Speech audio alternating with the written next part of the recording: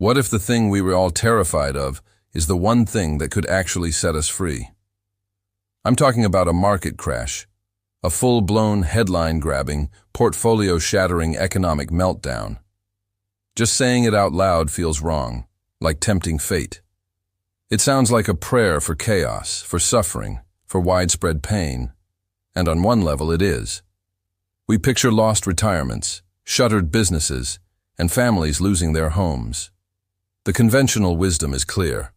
Only a monster or a fool would ever wish for such a thing.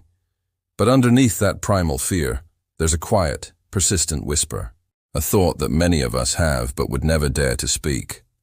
A secret hope that the whole complex, overwhelming and seemingly rigged game would just stop.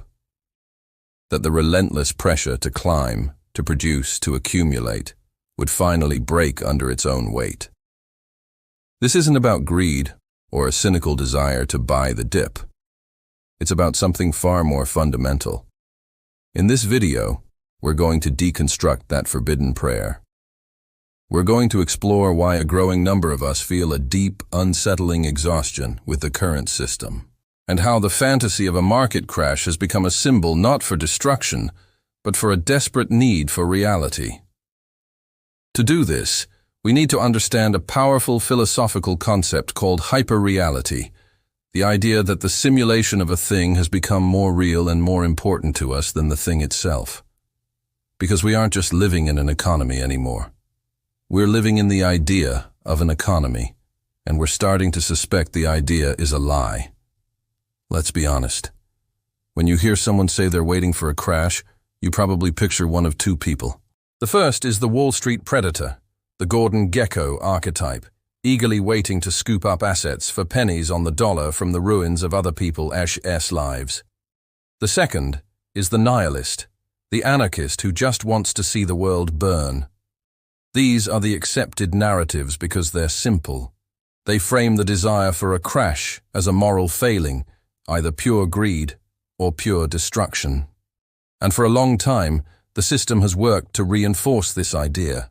Every news report, every politician's speech treats the stock market as the ultimate barometer of national health. The Dow Jones is our collective heartbeat. When the line goes up, we are strong, we are prosperous, we are winning. When it goes down, we are failing. We are taught to tie our personal sense of security and even our national identity to the flickering green and red numbers on a screen. But what if this frantic obsession with the market's health isn't a sign of a healthy society, but a symptom of a deep sickness? What if the constant need for growth at all costs is the very thing hollowing us out? If the system is working so perfectly, why do so many of us feel like we're losing? To understand this, we need to look at our world through the lens of hyperreality, a concept from the French philosopher Jean Baudrillard. He argued that in modern society, we have lost the ability to distinguish reality from a simulation of reality. The map, he said, has replaced the territory. The stock market is the ultimate map. It is not the actual economy of goods, services, labor, and innovation. It is a symbol of the economy, a simplified, gamified representation. Over time, we have been conditioned to care more about the map than the territory it's supposed to represent. We celebrate when the S&P 500 hits a new record, even if our own wages are stagnant, our debts are rising, and the cost of living feels impossible. We've been so focused on the symbol that we've stopped checking if it matches the reality on the ground. Think about the language we use. The market is feeling optimistic. The market is nervous. We talk about it like it's a living god whose mood we must constantly appease. This isn't an economic analysis anymore. It's a form of worship. And the prayer for a crash is the beginning of heresy. It's the moment you look at the map, then look at your own life, and realize they are telling two completely different stories. What looks like a desire for destruction is actually a desperate desire for truth. It's the belief that the only way to find the territory again is to burn the map. If everything we've said is true, then we can ignore the most glaring contradiction of the last decade, the complete and total decoupling of the stock market from the economic reality of everyday people. We all lived through it. We saw the market roar to unprecedented, all-time highs while millions faced unemployment. Small businesses were wiped out, and economic precarity became the new normal for a huge portion of the population. The map wasn't just inaccurate, it was showing a fantasy world. The territory, real life, was one of struggle and anxiety. But the map, the simulation, was a non-stop party. This was the moment the hyperreality became undeniable. The system was no longer even pretending to reflect our collective well-being. Instead, it was revealed to be a machine designed to protect and inflate the value of the symbols themselves, at any cost. Trillions of dollars were printed not to rebuild Main Street, but to ensure the line on the chart kept going up. So if the market's success no longer has anything to do with our own, why are we still so terrified of it falling? To answer that, we have to look at the psychological price we pay to keep the simulation running.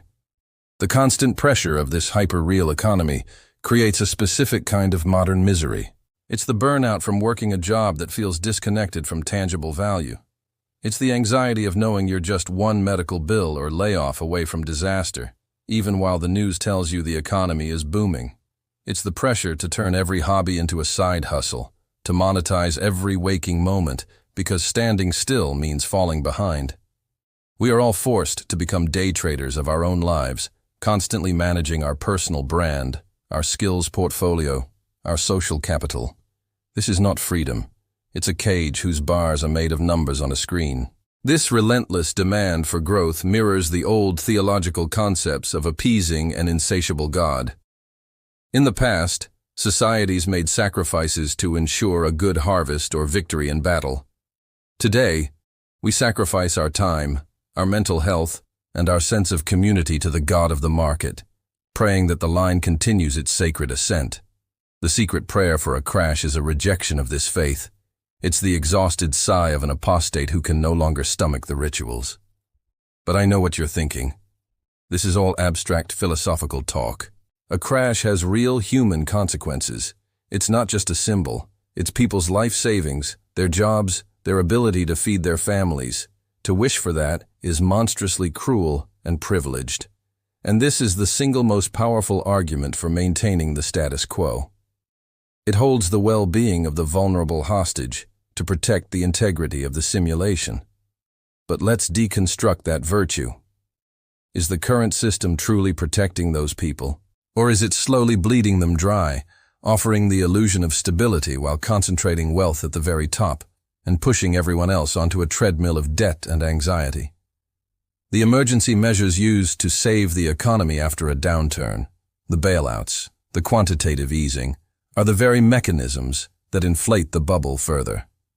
They are a short-term fix that deepens the addiction to the simulation and makes the eventual disconnect from reality even more severe.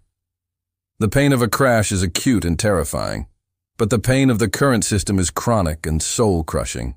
The supposedly heroic act of saving the market is, in fact, the most cynical act of all. It's a choice to save the map, not the territory. It's a choice to prolong the fantasy, even if it means the underlying reality continues to rot. So we have the common belief that wanting a crash is evil.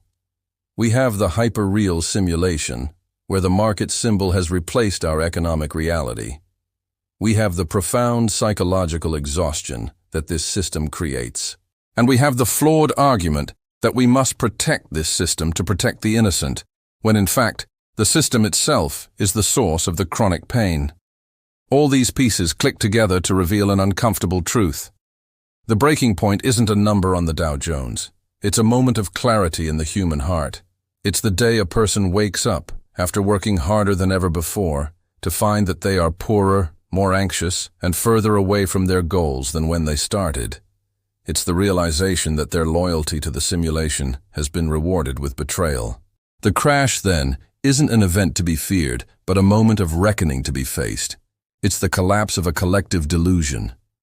And now that we understand the machine that drives us, and why so many of us secretly want to see it break, the only question left is the most important one. What does its end really mean? The answer changes everything.